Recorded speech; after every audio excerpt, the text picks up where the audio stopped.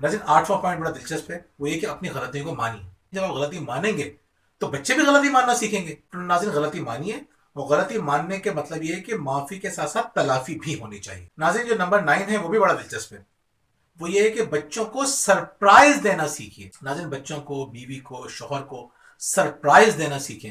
रोजाना सरप्राइज दे सकते हैं आप मुख्तलिफ अंदाज से। जैसे आप इस बारे में सोचेंगे, आपके पास आइडियाज आना शुरू हो जाएंगे। नंबर 10 ये है कि कुछ अरसे के लिए हालात को उनके हाल पे छोड़ दें।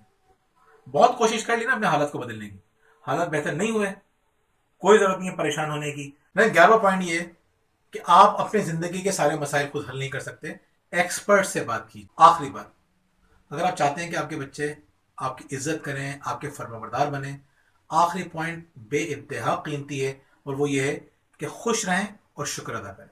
नाज़रीन, इन 12 बातों में अमल कीजिए, आप देखेंगे कि बच्चे आपसे करीब हो जाएंगे और आपकी ज़िंदगी भी बहुत खूबसूरत हो जाएगी।